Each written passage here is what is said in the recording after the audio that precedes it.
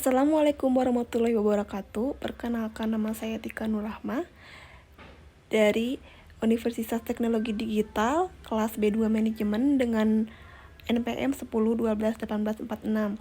Di sini saya akan menjelaskan tentang komite audit dengan mata kuliah Tata Kelola Perusahaan dan Tanggung Jawab Sosial.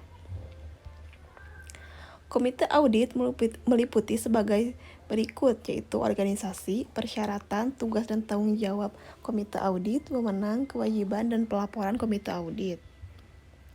Yang pertama, organisasi. Komite audit adalah komite yang dibentuk dan bertanggung jawab kepada Dewan Komisaris dalam membantu melaksanakan tugas dan fungsi Dewan Komisaris, yaitu Peraturan Bank Indonesia Nomor 84 PBI 2006 tentang pelaksanaan Good Corporate Governance bagi bank umum. Dengan struktur di bawah direksi, komite audit berhubungan koordinasi dengan akuntansi, audit internal, manajemen risiko, kepatutan atau legal, etika, dan sekretaris perusahaan dengan fungsi untuk memperoleh data mutakhir perusahaan untuk kepentingan pelaksanaan tugas komite. Yang kedua yaitu persyaratan.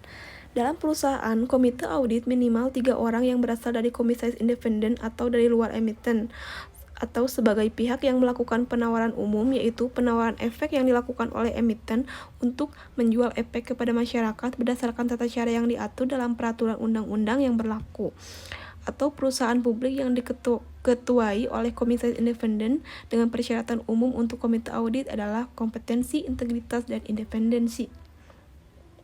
Berdasarkan peraturan BAPEPAM atau Badan Pengawas Pasar Modal dan Lembaga Keuangan merupakan pihak yang melakukan pembinaan, pengaturan, dan pengawasan, bahwa kompetensi komite audit adalah memiliki kemampuan, pengetahuan, dan pengalaman yang sesuai dengan bidang pekerjaan, memiliki kemampuan berkomunikasi dengan baik, memahami laporan keuangan dan bisnis perusahaan, khususnya yang terkait dengan layanan, jasa, atau kegiatan usaha emiten atau perusahaan publik, memahami proses audit, manajemen risiko, peraturan perundang-undangan di bidang pasar modal, dan peraturan perundangan terkait, memiliki latar belakang pendidikan dan keahlian di bidang akuntansi dan keuangan, bersedia meningkatkan kompetensi secara terus-menerus.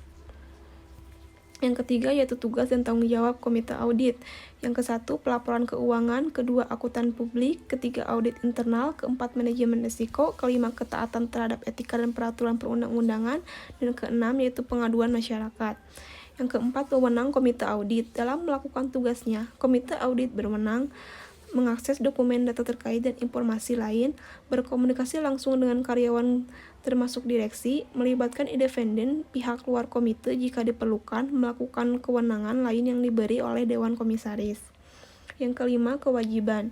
Menjaga kerahasiaan dokumen, data, dan informasi emiten atau perusahaan publik, membuat laporan tentang pekerjaan yang telah dilakukan, meningkatkan kompetensi secara terus-menerus melalui pendidikan dan latihan, dan yang terakhir, mematuhi kode etik komite audit yang ditetapkan oleh perusahaan.